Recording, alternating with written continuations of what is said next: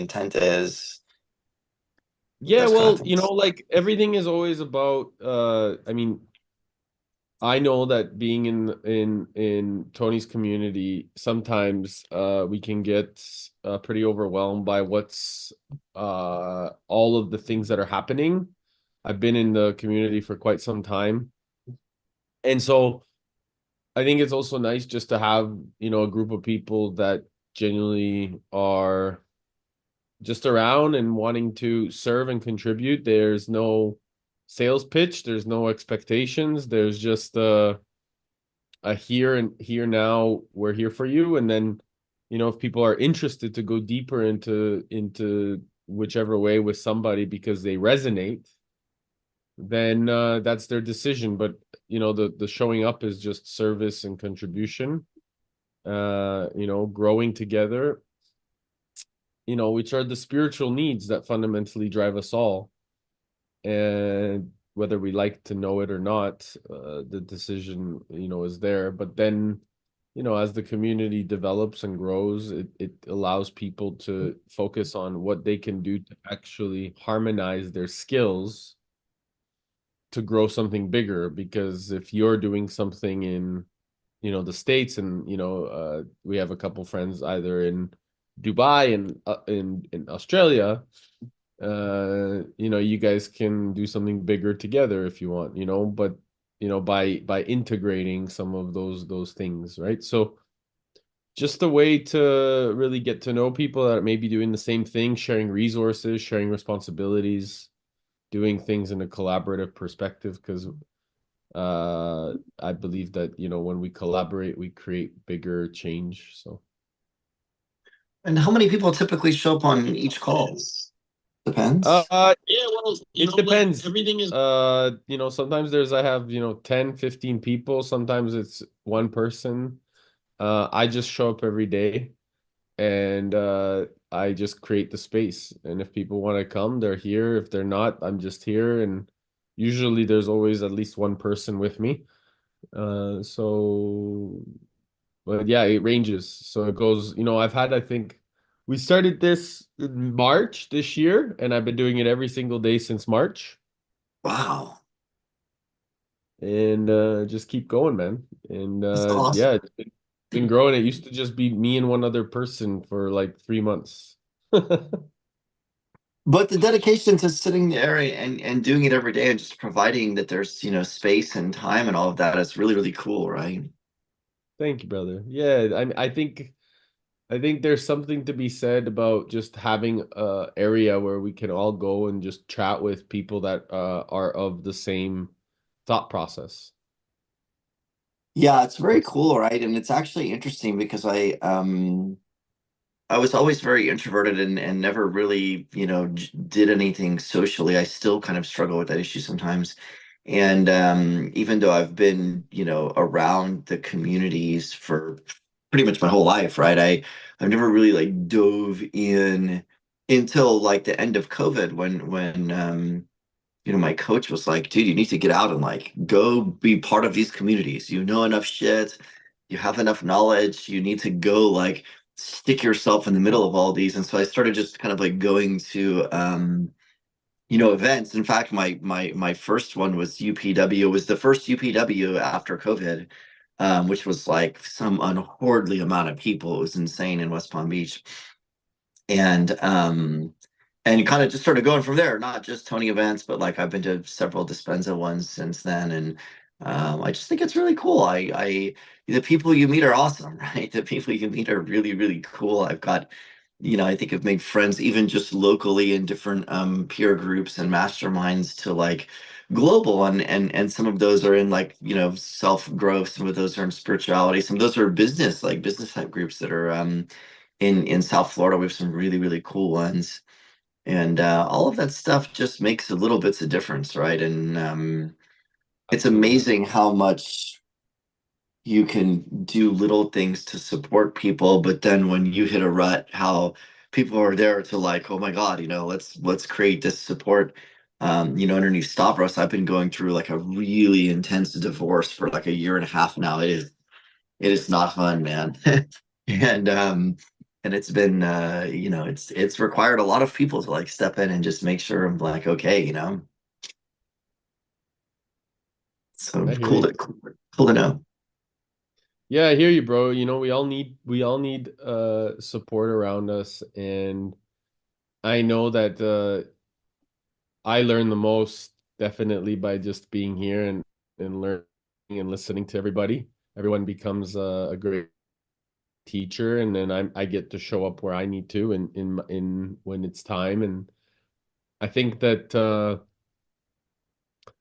they say it takes a village, to really, develop the children, and we're all big children, so let's, take care of each other. And I guess the experience of life gives us the ability to navigate different maps of the world, different stages of development, different levels of consciousness, and then as a result, we start to become, from my perspective, even more awakened in the way that we choose to operate, because we're observing and listening to multiple different scenarios, where that's where the creativity, the scenario, we can reflect about our own experiences, but then also choose to operate from somebody else's experience as well.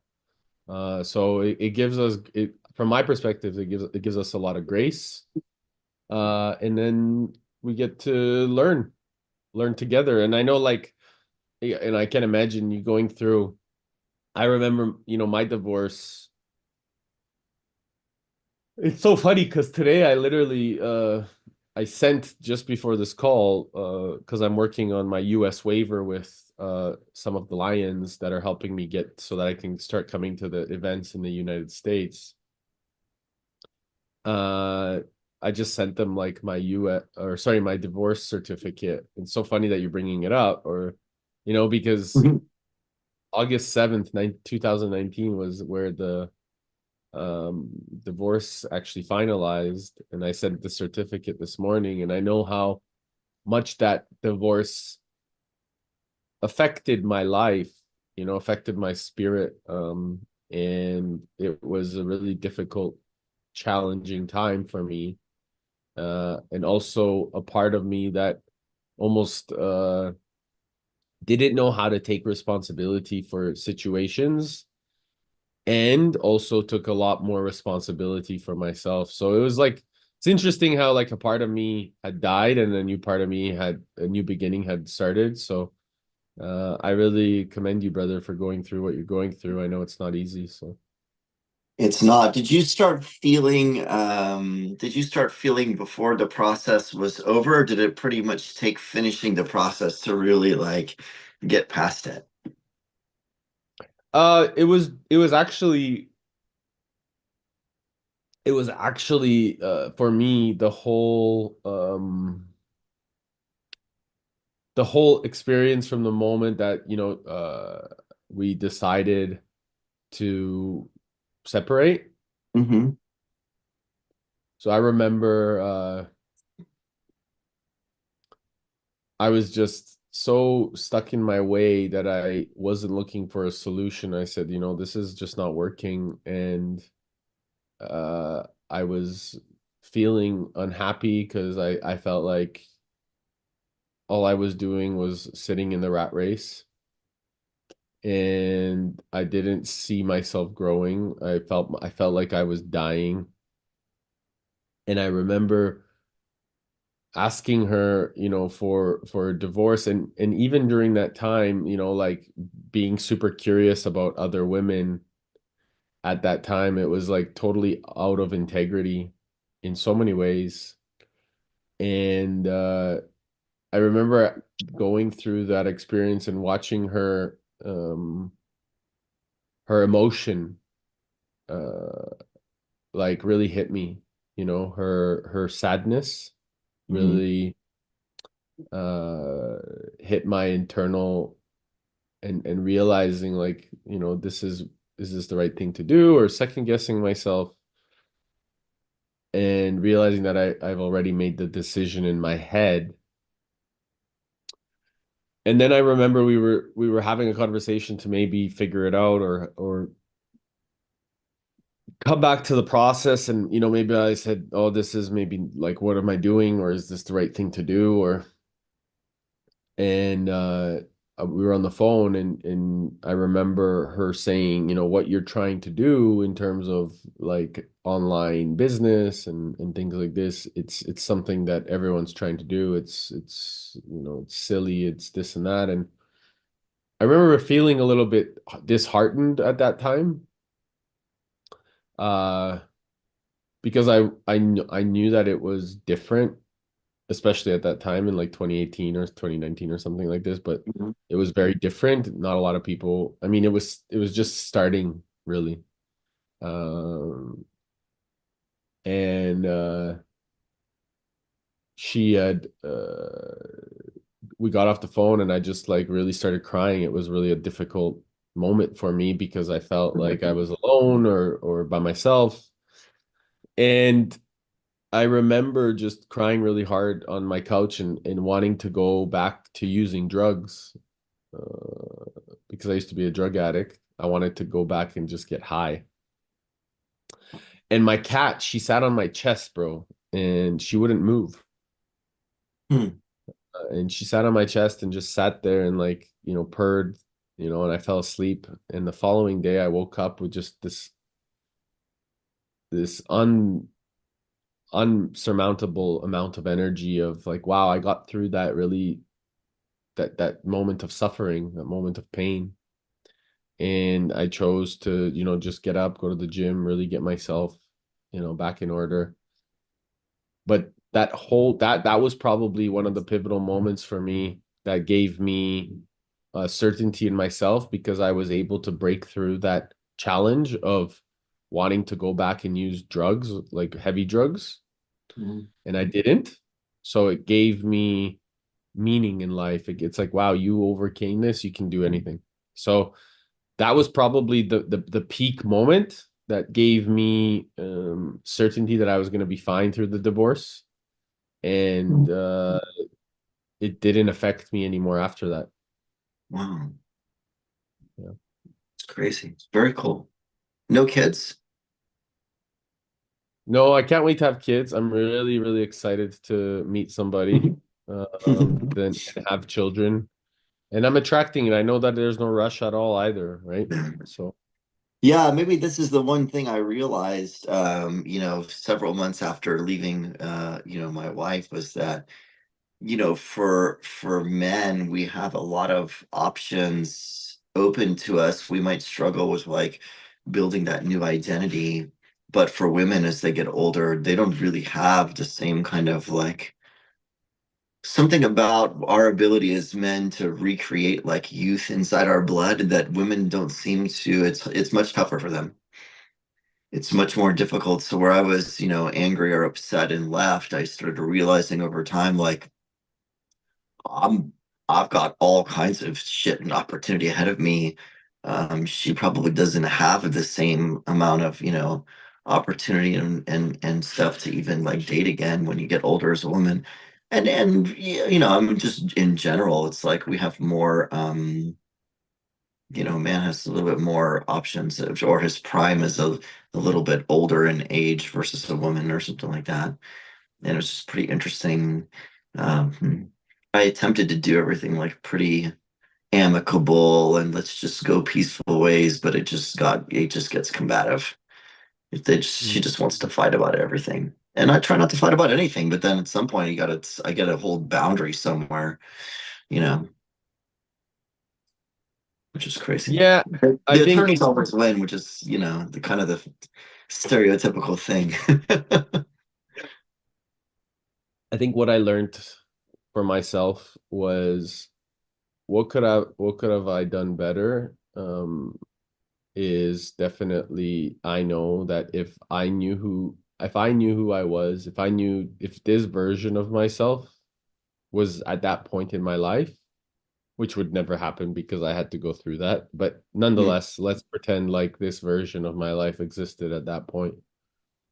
I would be able to take a lot more responsibility of the situation, and I would be able to have difficult conversation and thoughtful disagreement with peace, with candor, and a way to recognize that there's the humanness, and uh I would have been able to harmonize it. I know that now.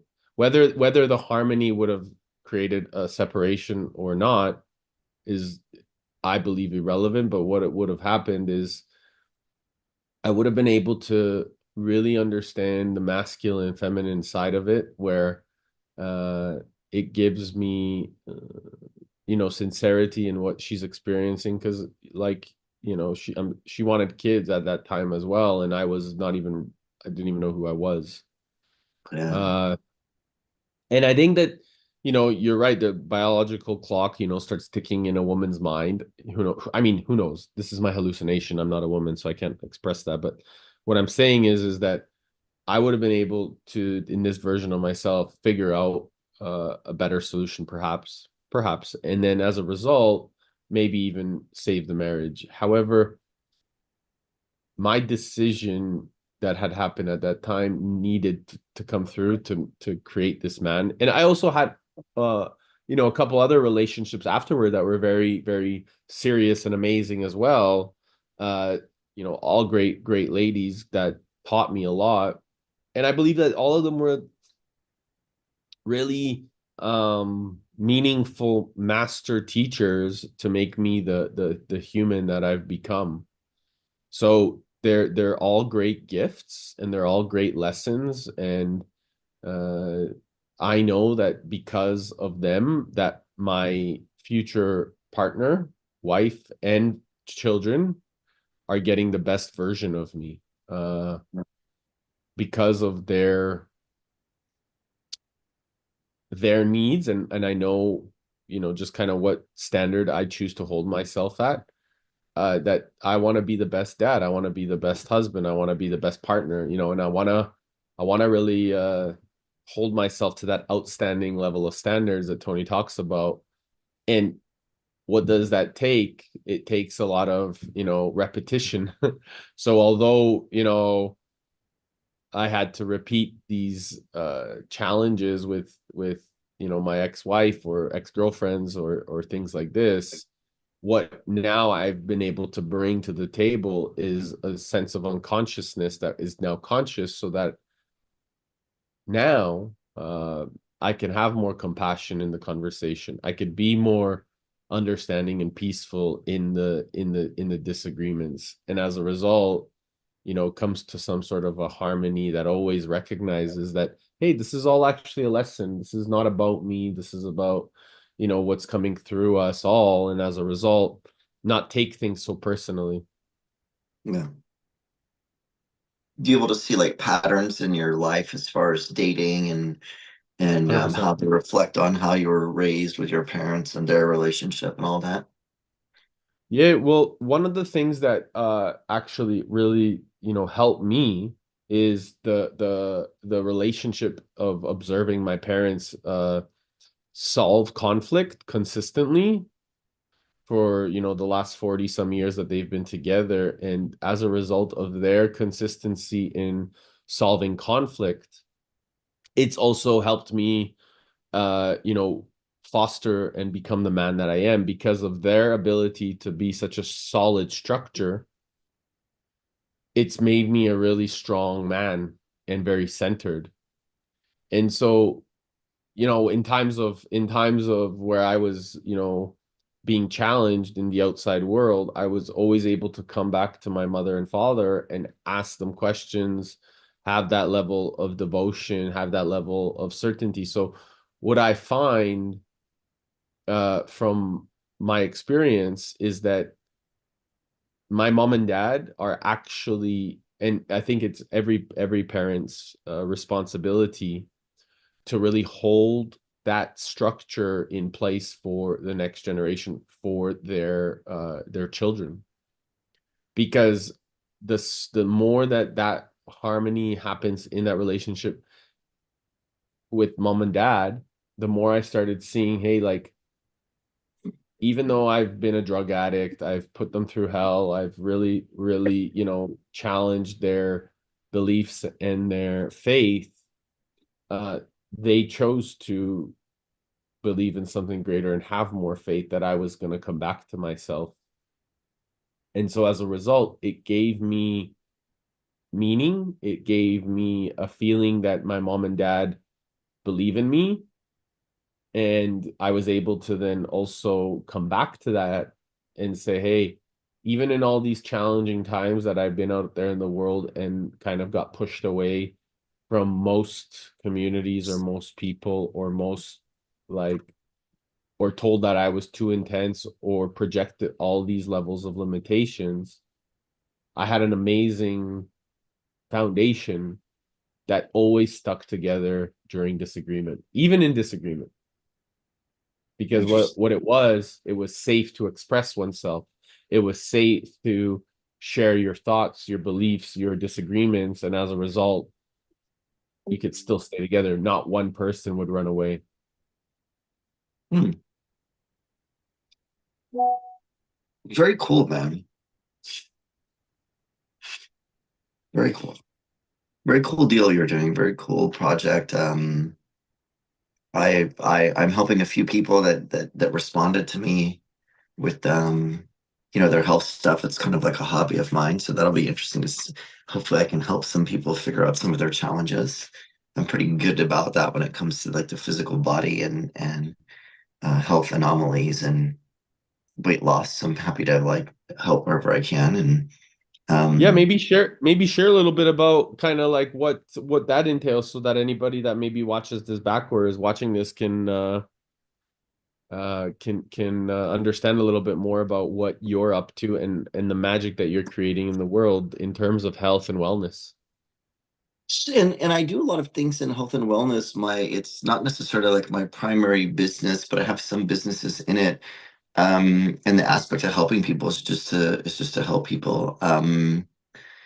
And so I started as a teenager, actually. I was curious about the process of ketosis and how the body like makes, creates, and uses energy. And back then, there were pretty much two guys doing that. It was Lenore and Atkins, and Lenore was affiliated with Rite Aid, and Atkins is Atkins, right? and Yep. and the information you could get was like a little bit sporadic. My mom was kind of into it, and so I started researching. It was really interesting to understand how the body actually wants fat to use for energy if it's the right kind of fat, and how it doesn't really process carbohydrates. And then, of course, over the decades, you learned that most of the carbs we're consuming in America and the States is really, really bad. Everything is genetically modified when it comes to wheat. You would have to go to Eastern Europe probably to find non-genetically modified wheat anymore. And the processes that you go through, and as I struggled with many like ailments throughout my life, that were not necessarily like weight, but different physical things, skin conditions, sleep conditions, things like that. It turned out that like as I adjust and change my diet, it affects all of that, right? And I struggled with eczema for a really long time. I struggled with pneumonia all through my childhood. And all of this stuff typically comes down to some sort of, emotional belief system inside that some people have it around food, some people have it. It almost always is going to go back to parents and potentially generational stuff, right? Because they learned their behaviors from somewhere else. And when we're seeking these emotional kind of things, like what we put in our body is so critical. And when it's everybody's body is a little bit different, right? And you actually have to like when you think about like the categories of your life, and Tony talks about them. You have finance, and you have career, and you have health, and you have relationships, and blah blah blah. Like your body is one of those things that the same way with relationships, you want to learn about them every single day forever. You get to learn about your body every single day forever. You must devote some sort of time in your day to learning about your body. What commonalities does it have with other people's body types? What things you cross reference, and you'll always find there's nothing new to find out. It's just discovering like more of who you are. Your body is so critical. It's what you have. It's the reason you're alive. When you wake up in the morning, like that's what you got. That's the first line of everything to the world is your body. That's you, right? You should treat it like your best friend. You should treat it like your dog or cat. You should treat it like your child. And most people will care for their animal and care for their parents and care for their child, but do they care for themselves, right? Well, can you really look in the mirror and go, fuck, I love me. I love the way this feels. I love the way this energy that it brings. It doesn't mean that we don't all have bad days, but you should get to the point with your body where if you take more than 1 or 2 days off from exercising and being outside, that your body is like alarming, going, hey, something's wrong. Like, where's your habit? The consistency of building up, of paying attention to your body is more important than I need to go out and exercise every single day and lose 20 pounds or something. It's like, no, you have to figure out how you devote a section of your day every single day forever, to paying attention to your body, what goes in it, how does it feel. um, the body is extremely strong. It can rejuvenate itself. It creates energy. It does all of these great things. It's not exactly intelligent. In fact, it's kind of dumb, right? It's kind of stupid. It doesn't lie to you. Whatever it's feeling is some sort of truth that's coming from inside of you. The mind is extremely intelligent, but it'll lie to you all day long. It thinks it's protecting you, right? Your emotions are really real. And when it comes to like your body and your physical health, your mind plays a super important part. Your emotions play a super important part. You can pretty much adjust, I believe, 5 to 10% of like your body weight and the way you feel just by breathing, posture, and thinking and feeling. If you don't want to ever go to the gym or change your diet or whatever, if you just start thinking differently and feeling differently about yourself and sitting differently, you'll affect your weight. I guarantee it. And um, I tell people all the time, like, lifting weights is for strength, right? And running and doing aerobics is for stamina. And if you want weight loss, it's from what you put in your body, it's from food. And even though those three things overlap and play a part in each one of them, and you should do all three of those and find your own balance, the reality is if someone's just trying to lose weight, just change the way you eat, right? You can drop 500 pounds just by changing the way you eat. You don't really need any super sophisticated thing. A lot of people get really confused because there's a ton of health experts out there, and they all want you to count this and do this many things this many times. And it's like, yeah, the math is semi-important, but not important to the point where you need to stress it out and be counting it. First of all of the math in the food is scam, right? None of it is actual. You can't just take a chicken breast and go, it's got 26 grams of protein. Bullshit. Each chicken breast weighs different. Each one is a little bit different. The law in America actually says you can be 25% off on all your labeled ingredients, right? So you can't really go and emotionalize the numbers too much, but you can figure out what is my baseline where my body is happy. And typically that starts with going to a carnivore or ketosis type diet where you can get weight shaved off, get your body to a particular level. And then from that point, then you can decide, okay, let's start eating different things and see what my body does or doesn't like. You'll figure out really fast what your body rejects. The weight is not what comes first. What typically comes first is the way you feel. You'll just be sleepy and tired after you eat. You shouldn't be, right? If you're eating and 45 minutes to an hour later, you need to take a nap, like you're eating the wrong shit. It should give you energy, right? And so when you start figuring out like your body, it becomes like habitual. It's second nature. Like I know what my body can and can't eat. I know what days I love rice and I love ice cream, right? So if I want to harmonize with the other side, I'll go eat some really good, Middle Eastern rices or some good ice cream or something every once in a while. But I know my body can handle it every once in a while, but I can't eat that stuff every single day. And so for the most part, I stick to a lot of proteins and stuff, but I'm 48 years old. I'm in the best shape of my life, right? And it's almost like at the point where I'm not really doing anything different. Just my compounding of daily functions and the compounding of the way I think and feel about myself continues to like make its own improvements in my body, which is crazy, right? It's almost like at some point all of the difficult stuff is done and the momentum is just carrying you through as long as you don't stop it, right? And then you can figure out how to apply those to other parts of your life. And so typically if I'm working with people in these communities, they have a success in some part of their life, right? So when it comes down to like figuring out your body and your weight and your energy, we can slowly get to it pretty much by just there's no mathematical 10-step process. If I'm going through with somebody every week, eventually we find the resistance, we find something we're avoiding, where we'll find something in there, we'll be able to figure out another successful part of their life that they've accomplished a certain task with, and you can almost copy and paste it because you're the same person approaching the same challenges every day. They just happen to be in different areas, but you're going to have that same perception that you had in a different challenge that you've already solved, that you should be able to figure out at some point how to solve the current challenge with the same thing because you're the same person approaching it. And that's gone really well for some people. I would say I do the same thing for myself, right? One of the things that we were talking a little bit earlier, like by reaching out and helping other people or just listening to other people or just talking to other people, you eventually figure out, things inside yourself when you're reflecting on those conversations. And I think that goes to a lot to, like, you have to give it away to keep it, right? And I've met a lot of really elite people in my life, and I think that one thing I know is that some of the people who have like every reason not to have to work ever again, from money to success to their name, um they do it because that's their fuel. If they're not out there giving, like, they have no fuel, they just have a nice car, there's no gas in it, right? The juice is worth the squeeze. And I've seen that over and over again. It's that kind of what makes me want to just keep jumping in and discovering more of other people, of the great communities that, like, we belong to, which are so easy to globalize in the last 4 or 5 years because of technology. And I love the challenge of helping people overseas. Really easy in America to help people fix their body because it's pretty much like, don't eat anything, stop eating all this shit. Here's a list of like the only 10 good things that you can eat in the United States, right?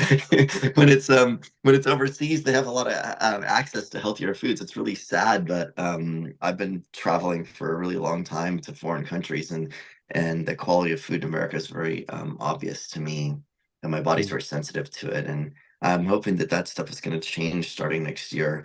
But I love the challenge of helping people who have different ethnicities, different diet habits, different challenges, different ages, different medical, situations. A lot of things that have to do with medical situations, especially if doctors are not finding solutions for you, will come down to the combination of, what you eat, how you think about yourself, and how you feel about your life. And for like all of us, there's always something more that we can find and peel back another layer of an onion, heal another internal thing, clear another energy out. And then obviously the greatest part, which is filling all of that up with new and exciting stuff that's empowering, right? And a lot of people do healing all the time, but as you heal and create space, you got to fill the space with new things, or those old things will just keep coming back and you're living in the past. Amen.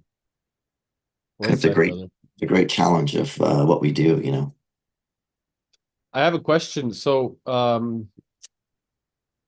you mentioned some of the stuff with regards to food. However, before we go there, one of the things that I would challenge is I believe our body, because it is 55% communication, it's one of the most highly unused levels of understanding, and it has so much intelligence within our body. The thing is once we make it healthy, we start to then be able to unlock those patterns of possibility because that DNA starts to move, like the 85-90% water in our bodies, especially when it's healthy and we're vibrating with that energy frequency. We can then start to unlock the patterns of physiology that help us pay more attention with our minds to what is actually our body telling us. And I think that there's a lot of wisdom there that comes from a lot of years or ancient history that can be deciphered. However, that takes some time. We have to be healthy first to be able to discover those parts of us. Yeah, because Uh, until you're healthy, you don't feel anything really good coming out of your body. It's not really telling you anything good, right? right. So I think that that's one of the things is like I think that there's so much intelligence in that part of us We just have to get there to be healthy, to be able to hear it, if that makes sense. And It just then, doesn't lie like the mind, you know. thank you. Exactly. Yeah. Yes. So I have another question. So later today, have you were at UPW New York, right? You were there. Did you watch it? I did virtual. Yeah.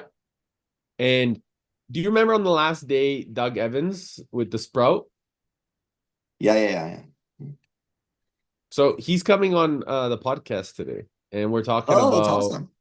yeah, we're talking about, the regenerative paradigm, or how we can integrate that more into the US philosophy, because we've been in the United States especially, there's been a lot of challenges with food security and food sovereignty in terms of health and wellness. So I'd love to get your insight on some of these things that you talk about US versus everywhere else.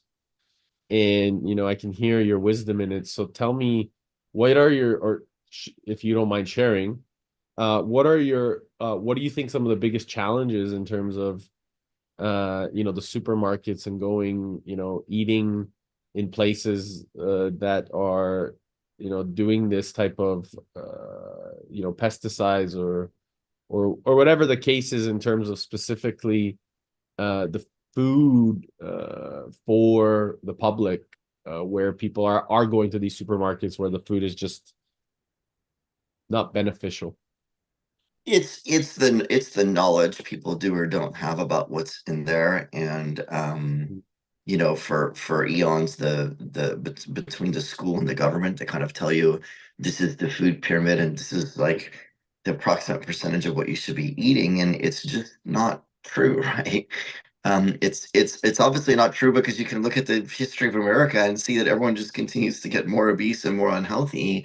And at some point, you have to just question, it has to be intentional, right? Which is what's really sad. Um, there's not really a lot in a grocery store that you can buy anymore that's really healthy, right? So there's always local farmers. The same problem that has all these challenges is the same thing that creates opportunity. And so although the distribution and grocery system is broken, that coupled with inflation kind of brings the opportunity for this smaller, business. I think it's something that is an incredible opportunity and challenge, but I just don't, there's not enough people yet doing it. But smaller farms, smaller ranches, these are anything that's done in mass bulk factory processed is just not the way it's supposed to be. So in America, it was a law for eternity that you had to put the country of origin of beef on the package, and they eliminated that. I want to say like 2009 or 10, where now if all the stuff is processed in China, it doesn't have to say product of China. It used to have to say that, so everybody knew that the beef was all American. Now it can come from anywhere, right? And if it's super cheap, the most cows I think come from Brazil, and they're really good about knowing their quality of meat. They sell all their cheapest crap they don't want to China, who then packages it, sells it to America. I think there's 5 companies in America that control like 85% of all the pork, beef, and poultry in the United States. And so when you have that kind of process going, there's no way to raise these animals healthy. The more marketing shit you see on the package, the more likely it is that it's not healthy. This is especially true with eggs, where you see all this great marketing, vegetarian fed. Yeah, what kind of vegetarian? You're feeding it tomatoes or you're feeding it crickets, right? Mhm. You're feeding it bugs, and they call it vegetarian. The big dispute between caged, cage free, free range, all of this marketing gimmicks. What are they feeding to chickens, right? Are they feeding it corn? Are they feeding it things to make them fat intentionally? Those things all go down into like what you're eating, and the amount of mRNA based products that are being used in food is kind of creeping up there. We kind of notice them. They have very fancy names they put on the ingredients. A lot of times you should just look at what you buy packaged and go, what are these ingredients? Go Google the ingredients because you're not going to understand what half the shit is, and see what it is. Why does a loaf of bread have 50 ingredients in it? It's just a loaf of bread. Why do you need 50 ingredients, right? You'll see a lot of the things that preserve it from going bad in there are very unhealthy for you. And so um, I stick to basic meats and basic fruits and vegetables, but you have to figure out which ones work for you. Some people can't do high fiber vegetables. Some people don't do the sweetness of fruit really well. I think everybody can pretty much do meats, right? Especially fish, right? So I'm very pro seafood because I feel like it's the only thing that we consume that can regenerate itself on its own. The Mm. fish breed like crazy, where plants don't do that. Cows don't do that. Chickens don't do that.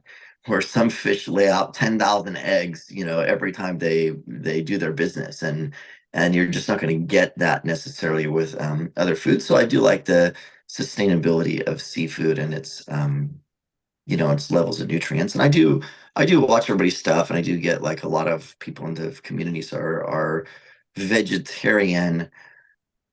I don't know if that brings you the right amino acids and proteins for your body. I think in most people, you're not getting the correct types of proteins.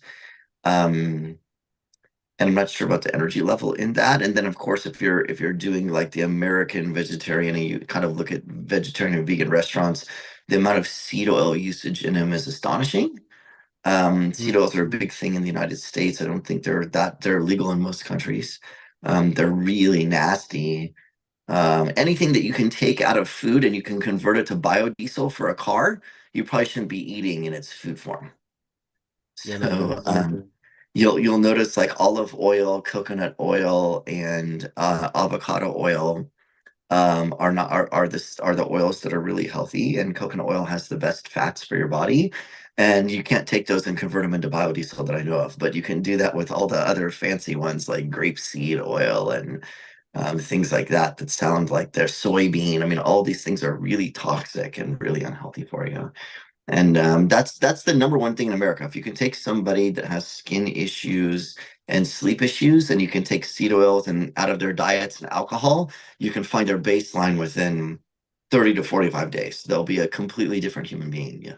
Um, from psoriasis to eczema to struggling to sleep, like you can literally change somebody's skin and life just by removing those two things to figure out kind of their starting point. So those are critical things in the States that I don't think other countries, like I go to Mexico a lot, right? Mexico, you're not going to run into some of these issues because they just don't allow to shit their food, right?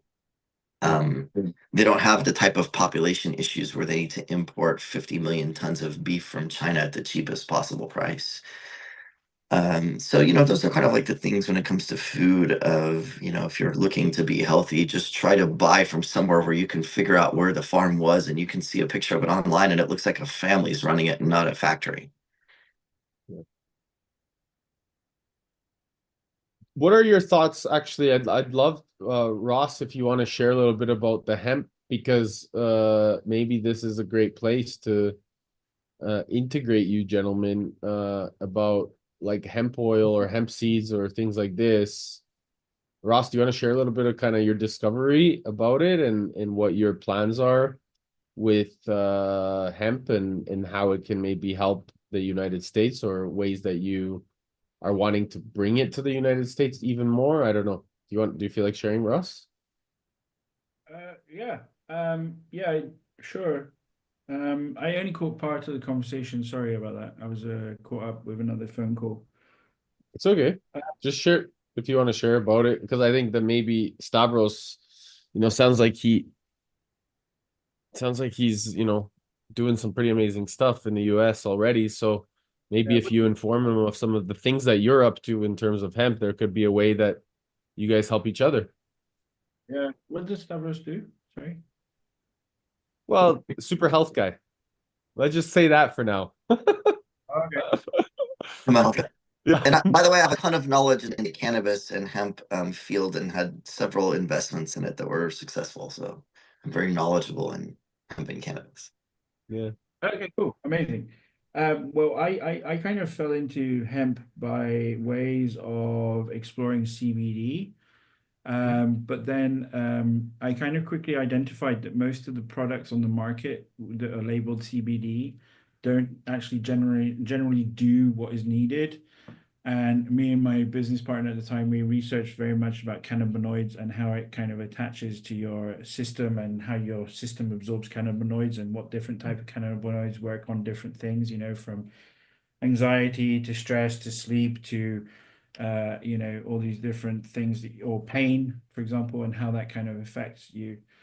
You know, at one, I need to try and find it somewhere, but at one point she she got really into it, and she built a massive long formulation of like the different types of CBD levels for different things to help. Anyway, so we kind of identified that like the CBD market was rather saturated and had products that, as I would put it, doesn't do what it says on the tin, and so it was getting quite a bad rep. But what it did do was it led me to kind of discover the hemp plant, and you know, I fell in love with it basically because certainly in the EU there's like 196 strains that are legal with less than 0.2% THC, and those different strains you can do everything from, you know, having more fiber, these stalks, which then allows you to make ropes or textiles, through to the more food types that create more seeds, and you know what you can do with the seeds, which is amazing. The fact that also, you know, generally hemp seeds, for example, are very high in omega-3, 6, and 9 in a way that your body really can absorb them, which is very hard for you to get the absorption rate on an equal basis of those. And you know, and the oil from hemp oil is far superior than any omegas you will get from any plant-based oil, and even in my opinion, fish-based omega oils. Plus, I don't really believe with the way that fish omega oils are extracted and how they come about. I think it's pretty brutal. And then obviously, you know, they're super high in protein, super high in fiber, which is great for people who want to try and have a bit more of a plant-based diet. And then on the other side is, you know, the ecological perspective of hemp is amazing in terms of it hardly needs any water to grow anywhere in the world. You can pretty much grow it anywhere in the world at different times of the year. You know, from Finland in the summer through to most of the year in places like Colombia and stuff. It adds nutrition back into the soil. It doesn't deplete nutrition from the soil, so it's a great rotation crop. And in actual fact, most farmers use it as a rotation crop rather than actually cultivating it. And then obviously for every ton of hemp we grow, we can clean 1.6 tons of CO2 emissions, which when you talk about the intensive animal production that we have right now, into especially like with pigs and beef and stuff, and the impact that that has on carbon emissions, you know, it becomes very attractive to me personally, in terms of my mission. So I think, you know, and at the moment I've got about 13 SKUs on food, from hemp milk through to, it doesn't need a barista version, to flavored versions, to 65% protein powder, through to protein truffles. We actually started R&D on protein shakes. I also have my own superfood multivitamin with 42 fresh fruits and vegetables as well, kicking around. So I've been kind of playing around in that space a bit. I do have to say though, I am quite against fishing, and also pescatarianism, because I don't actually agree that well, I kind of tend to agree that actually most of our animals are not regenerative, and that we force the regeneration of it, and that the fish in the sea, except for when you do aquaculture, is not as regenerative. Sure, you know, an octopus can have 20,000 babies, but only 3 are likely to survive out of the 20,000 that it spawns. And it's a brutal world underneath the sea. When you start to think about fish and how they eat each other and survive, it's a very, you know, a very survival mechanism. I am quite excited with lab-grown seafood. I think that's amazing. I think as a concept. I don't eat fish anyway. I hate fish as a flavor. I love seafood though. And I'm quite excited about lab-grown beef. of what you can do with 30 millimeters of cow's blood, and therefore you would have these premium cows that you would look after, kind of like a Hindu family would, and then you would use it to create you can create 3 tons of beef from 30 millimeters of blood. I need to understand a bit more. I love the concept. It just scares me a little bit, because I know that when humans start to fuck around with our food sources, it usually causes diseases like mad cow's disease and whatever else. Playing with the DNA of animals is probably something we have to be very careful with, right? Yeah, absolutely. Absolutely. I think, when I think about it, one of the big problems we have in society today is, especially as the world has become more affluent in the last 30 years, we've gone through this stage of, I expect to be able to have chicken 3 times a day in a panini, a wrap, on the go. I want to have blueberries with my pancakes wherever I fly in the world with my breakfast. And that is where our planet is. It's crying. It is absolutely crying from us becoming richer and having higher expectations and demands, which then doesn't make us have an improved quality of life. In actual fact, it deteriorates our quality of life, because then we start to become obese, immune to antibiotics, not able to eliminate sugars out of our bloods as easy as we used to be able to. And it's all because we've gone through this phase from being able to have what's naturally available when it's naturally available. And actually, there's a lot of arguments about, you should eat fruit and vegetables within the seasons that they are available, right? And we've gone to this stage where it's like, no, I want to have avocados all year round. I want to have blueberries around, and I want to have celery all year round, and I want to have chicken twice a day. And it's just not sustainable, and it's not natural, is my kind of personal belief. That's interesting. One of the things that cannabis got me super interested in, and I still kind of follow it, and even have some friends that run a company, is in vertical farming, right? And vertical farming allows you to grow all year round, but it also allows you to, they've got 1 acre, let's see, 1 acre of farmland they can do on an annual production basis. They can do out of 140-foot shipping container, and of course they use a bunch of them, and they kind of like shift them around. But the fact that they can climate control them, they can put nutrients in the water that replenishes the vegetables, since a lot of times the soil can't be regenerated in typical farming. And then of course you don't have any pesticides, you don't have any bugs, you don't have to worry about that in a clean room environment. And vertical farming is something that I get very excited about, because it's probably the proper use. And cannabis is the thing that the companies that perfected them were in the Netherlands or whatever. And in fact, the original investment companies in vertical farming all came from there too. And cannabis is the thing that gave it the value, because the cost of it was so high at some point. But now they're doing it for all kinds of vegetables, and they're hoping to expand on that as capacity grows. But there's really really cool things that you could, right? I think that if we think about like the enjoyable experiences of life, food is one of them, right? Sitting down with friends, sitting down with a loved one, and having like a great meal, and the bonding over it, and the human connection, whether that's like dinner with your loved one, or camping with the boys or whatever. There's a thing about food that's just a human experience, right? And if there's an issue with it, it's just that we've been in the States, at least, we've been marketed garbage. We've been fed garbage for a really long time. Um, and whether there's enough food to sustain people, I believe so. I don't like to believe there's a lack of anything in the world, and that we have any major challenges. Every time I see like a major challenge, I kind of always look to like, who's the biggest guy making the most money off of it, because he's the one who thinks there's a challenge that he needs to solve.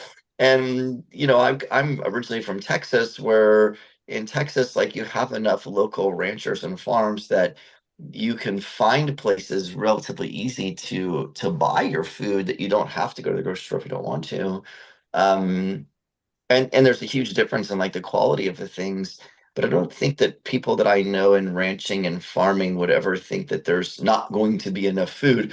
Do people overeat? Yeah, probably, but I think they're not overeating necessarily chicken and blueberries. They're overeating garbage. They're overeating potato chips and Doritos and Cheetos and cookies. And when you go to Walmart is probably the biggest scenario because it's, has the most amount of volume.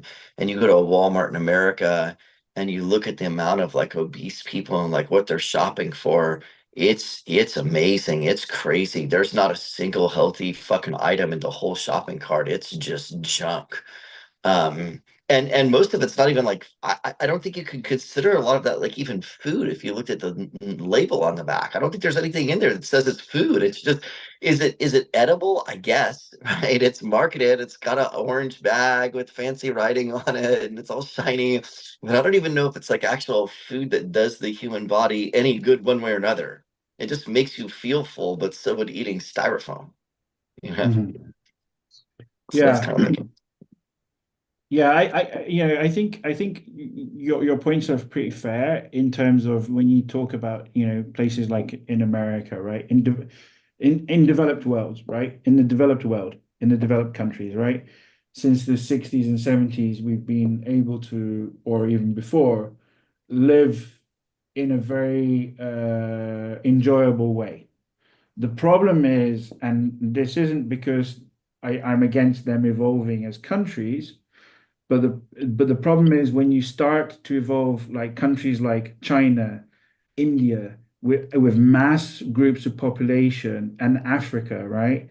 Where then they start to consume food at the same level that Western countries have done for decades. It's not that there's a scarcity on food because we actually then end up overproducing. And we're overproducing to sustain the demand for those people, who want to improve their quality of life and live at a higher standard. But then at the same time, everywhere in the world, the food wastage we have because we overproduce is phenomenal. The amount that supermarkets throw away yearly as wasted food that's gone off, and also the way we process and produce our food. Like I was involved with some sales guys in Europe, and one of them, he actually supplies food for the US Army in Germany, in the German base. And obviously, with the Ukraine issue and them sending 200,000 extra troops to Europe or whatever, he got tasked with, we're going to need extra 30,000 or whatever chickens it was a month and growing.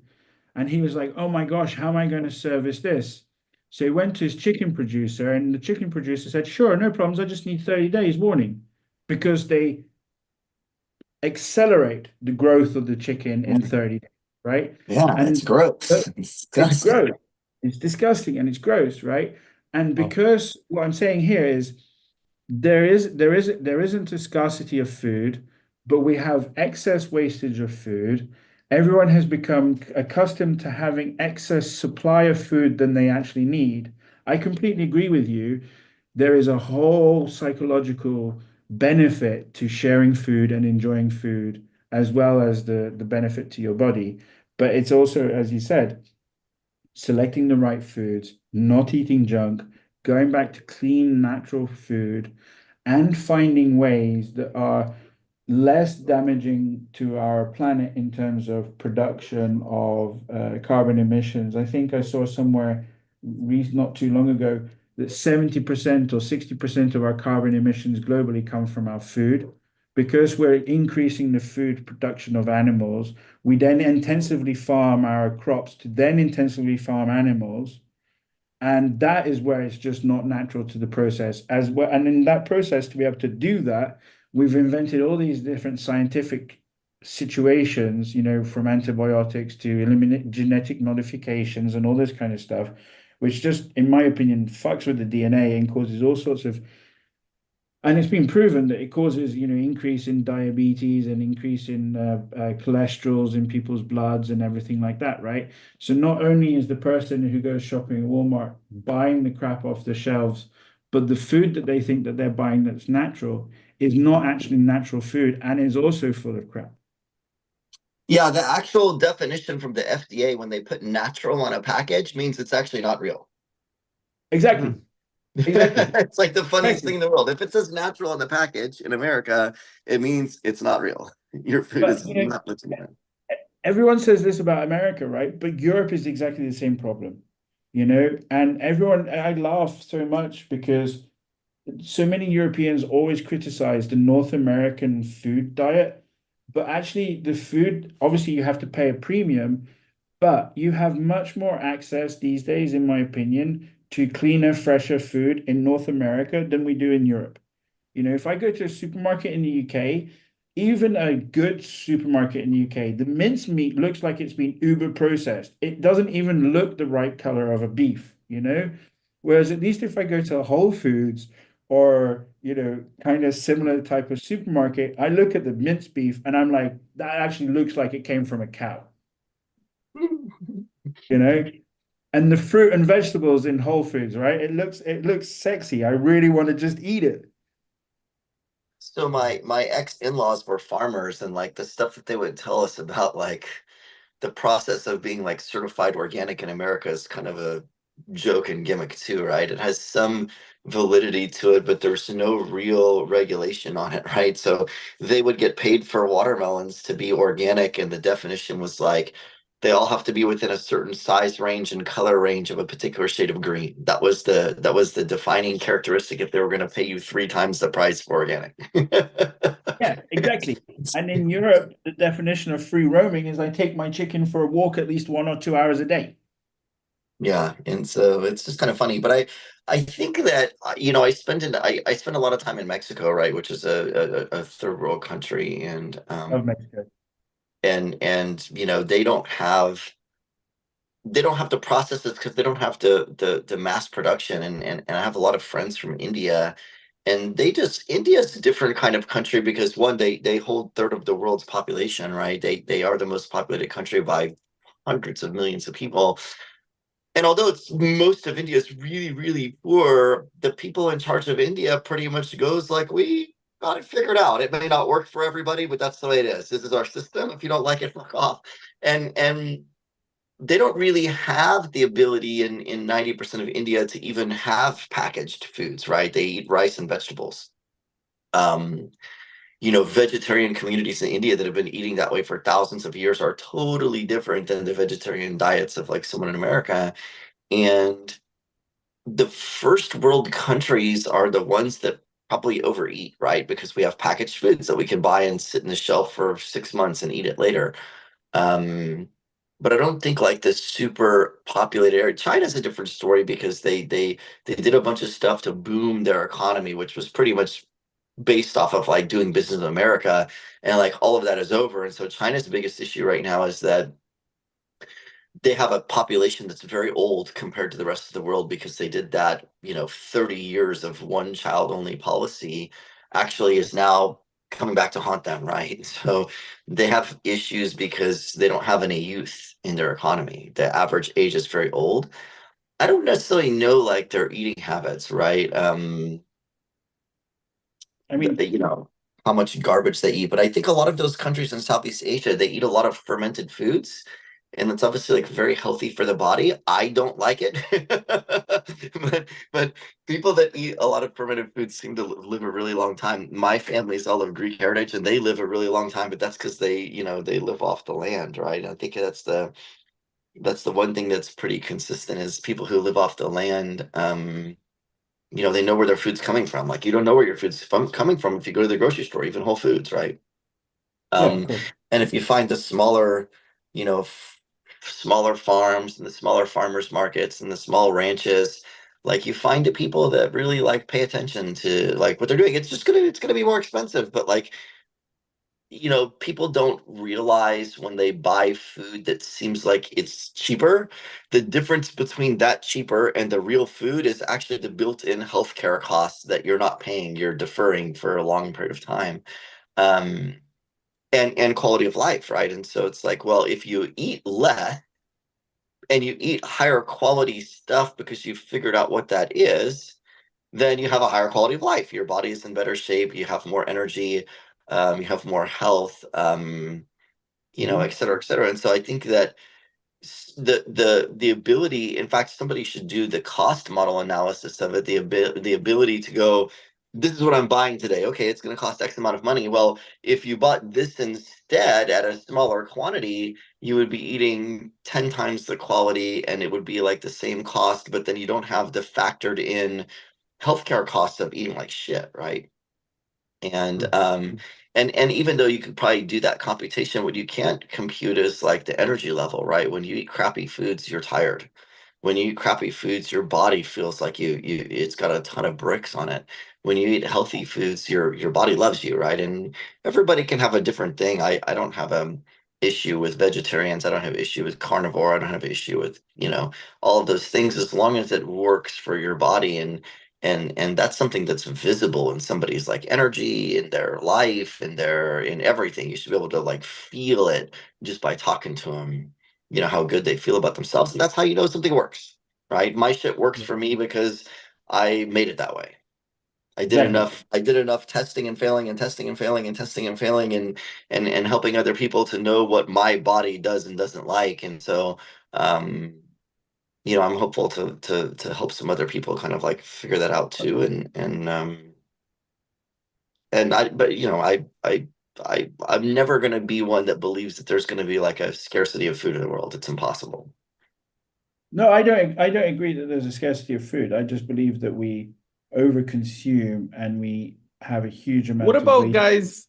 What And about we the, and, and the we struggle in food in places like Africa or, things that are happening, that people are, struggling with food?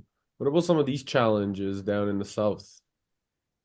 well, most of the time that's because criminals steal the food or withhold it or charge a premium to. There's a government population control issue around the people, right? So so population control is a known thing. There's several well-known people that have talked about it for a really long time.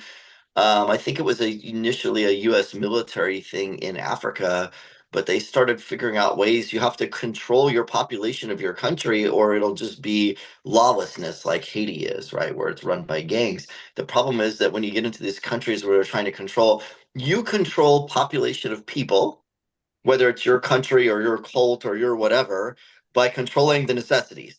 Do you control energy?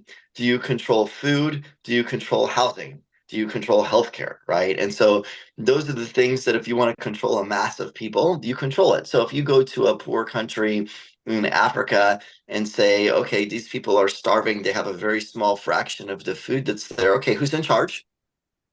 And what are they doing with all the money they're getting from everywhere else in the world? Because I guarantee you there's vast amounts of money pouring in from the EU, from the United States, from China, whatever that country's resources are, there's money coming to it somewhere. And whoever's in charge is keeping that money and not feeding the people because they want some sort of basic control over them. And these are kind of like known things. If it's to the point where it's like unhealthy and people are dying of starvation, then yeah, somebody needs to look into that. And there's always a group that's supposed to, and that's always the group that's usually turning a blind eye and just follow the money and you'll figure it out. Right? You guys, this is a lot of value here today. It's incredible to listen to both of you chat. I think that we need to do more of this, and I think it's really great for a lot of people that want to get more informed around what's happening in the world in terms of food and health and wellness. So I also think that you guys need to maybe connect more also offline, because I think it sounds like there's a way that Ross, you can bring some of your wisdom to the US and Stavros can maybe support you in that and vice versa. So I'll connect you guys in the group and yeah, you guys, I really, really appreciate both of your time and wisdom. It's incredible to just listen to both of you speak and the passion that's associated with what you are both sharing. It's nice to observe, and I encourage you guys to definitely see how your minds can come together to bring something more meaningful forward. Very cool, man. I agree. Yeah, absolutely. Actually, I think Stavros, I've already connected with you. I'm going to sign up to your lose the 80 pounds challenge. Oh, nice. You want me to Yes. say? Yeah, I'll help Great. you lose weight. No worries. Fill out your stuff and send it back over, and I'll help you. I will do. I will do. Because I I love kind it. of went through, I kind of went, I've been through going through my journey. So I've lost like 30 odd kilos in like 3 years. Mhm. But then I kind of plateaued and like I don't know, I still go up and down. Like I'm staying with my dad at the moment and he just loves bread. So there's always bread hanging around. I'm like, I can't keep my hands off that stuff. We all know Stavros. what it is. We just got to figure out why we do it and stop doing it. Exactly. Are you doing Date with Destiny, Stavros? I did last year. I'm not signed up for it this year. I was supposed to be in Mexico, but I right now I'm not doing it now. I love it. Whereabouts in It's the Mexico? coolest thing in the world. Whereabouts in Mexico? I go to the east side of Los Cabos, San Jose. So the Baja California has like Baja California is the desert, right? It's the desert on the ocean. So you think about like Phoenix, Arizona, it's the same thing. And you have two cities at the bottom. They're very small. The west side is Cabo San Lucas and the east side is San Jose. And maybe the combination of the two cities is like 150,000 people max. It's very remote. It's like being on an island. And I've been Yeah. going there for 28 years. Some friends of mine were developers that built some condos down there, and we own one of those condos on the beach. It's amazing. It's the coolest thing in the world. It was one of the smartest investment decisions I made. Although I could have bought like an acre beachfront for 50 grand back then, but the area is paradise. So I'm in Fort Lauderdale. So I literally go from Fort Lauderdale to San Jose, and people are like, "Isn't it kind of the same thing?" I'm like, "No, not really. To me, they're all a little bit different. You know, one is the desert and one is the tropics." But very, very beautiful part of Mexico. It's the Beverly Hills of Mexico. It is. Yeah, yeah, I yeah. love it. I've been to Los Cabos for a holiday, but I was thinking of going back, and I want to go to Puerto Escondido as well, near Oaxaca. That's supposed to Yeah, be quite a gem now. you can take a ferry across, but then you have to go through, kind of the Sonora. rough state. Yeah, you have to go through a rough part of Mexico that even me and I have a lot of friends down there. I don't know if I would ferry across Mazatlan and do that. But it would be I've thought about it many times is to ferry across from La Paz to Mazatlan and drive down to like Acapulco and Guadalajara. But it's so easy when you're there because it's like a $25 plane flight. It's like 40 minutes, so you just jump at the airport and go. But I've always thought about doing the drive for sure. Nice. Sounds cool. Awesome. Fellas, I love you both. It was amazing to see you, Thank and you. I hope you guys come back tomorrow. I'll Yeah. connect you in the group. Awesome. All Big right, hugs. bye. Take care. Talk Bye. soon.